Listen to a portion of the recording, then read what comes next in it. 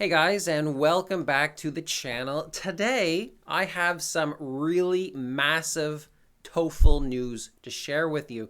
This is really the biggest TOEFL news since 2005. I'm pretty excited about it. The news is that starting in August of this year, you're going to have the option of taking a totally new TOEFL test, and that's being called the TOEFL Essentials Test. Now, I do want to emphasize that the TOEFL IBT test is not going away.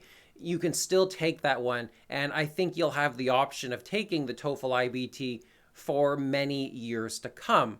But instead of taking the TOEFL IBT, you will have the option of taking this new TOEFL Essentials Test. And this test, I think it's responding to the needs of modern students, so it's significantly different. And as you can see on the screen, ETS has announced this on their webpage, so you can always just close the video and go right to ETS to get the information direct from the source. And I'll put a link to their website in the video description down below. But frankly, I'm really excited and I want to talk about this, so you're getting a video. What do we know about the format of the TOEFL Essentials Test? Well, we know so far that it's going to be 90 minutes long. That's about half the length of the TOEFL IBT. However, it will still focus on the same 4 sections: reading, listening, speaking, and writing. It will be taken online, just like the TOEFL Home Edition. But it's my understanding right now that you will not be able to take this at a test center. You will only be able to take it online, which is, well, that's pretty interesting. It will still be scored by humans and automatic raters, just like the TOEFL IBT. And the section scores here will range from 1 to 12. And yes, you will be given an overall score at the end. Now, when you finish the test, there's going to be an unscored video section. In this section, you'll just be asked a few questions about yourself and about your motivations, and the videos of your answers will be sent to your score recipients. I don't think it's a big deal, but it'll give the recipients a chance to get to know you better as a candidate and maybe to see your English in use for themselves. As far as the content goes, we don't actually know what the questions are going to look like on the test. There are no sample tests ready yet, but there are some very interesting details we already know. First of all, we know that this will be an adaptive test. That means that the questions you get will change based on your performance on the test. Like if you're doing really, really well, the questions will gradually get harder. And likewise, if you're doing poorly on the test, you'll get easier questions as the test goes on. Of course, for the highest possible score, you will need to answer those difficult questions, and your final score will reflect that. Next, we've been told that this is a test of both academic and conversational English.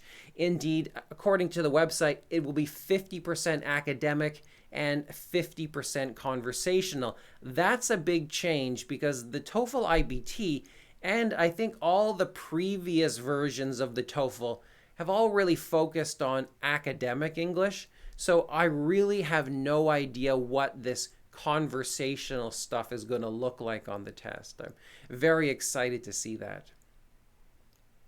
We've also been told that the test will have more tasks than the IBT, but they will be shorter.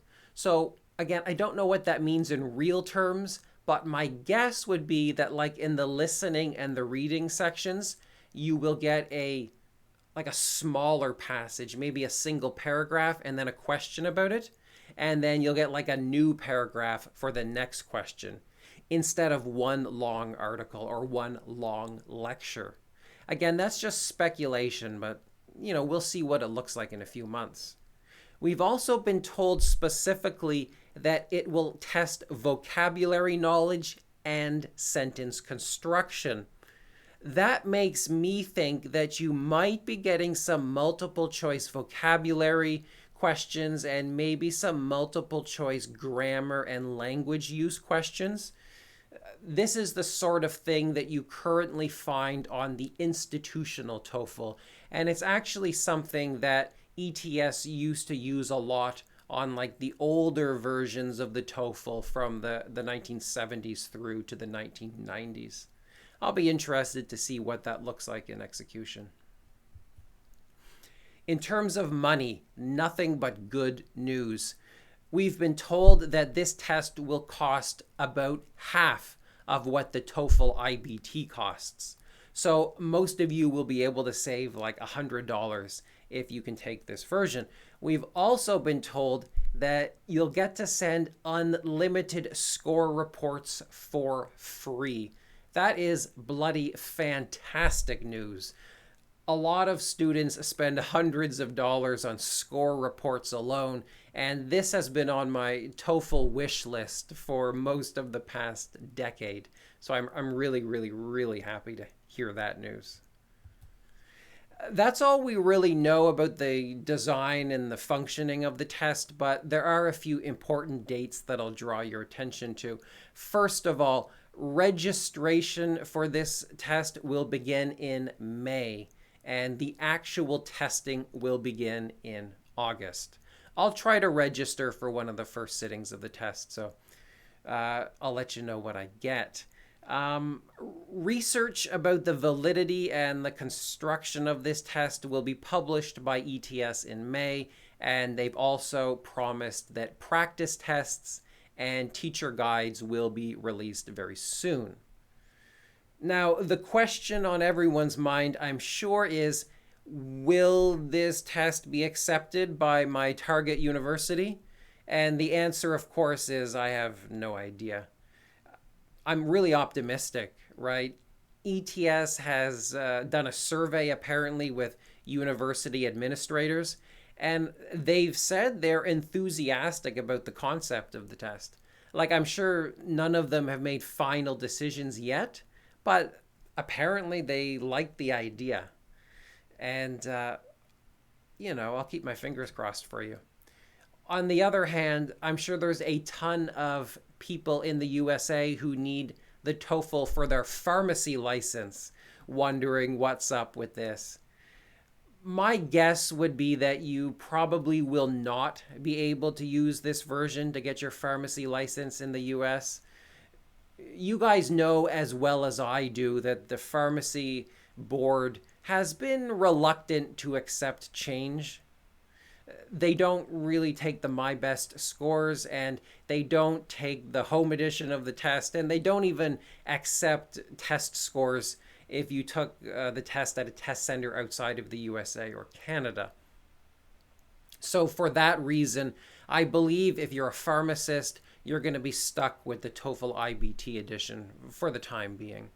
I hope I'm wrong, but we'll see how that unfolds. Personally, I really like the TOEFL Essentials Test. Look, I'm not a linguist. I'm not a assessment expert. I'm just an idiot on the internet. But I like what I see. Frankly, the TOEFL IBT is a fairly old test. It's been around for about 16 years. So I think innovation is coming due. It's something that, of course, needs to happen. We can't use the TOEFL IBT forever. So these changes are good. It's something as a teacher I'll have to get used to, and it's going to take me a lot of work, but I'm really happy that students have this option. I think I'll leave it at that. If you have any questions, leave them down below.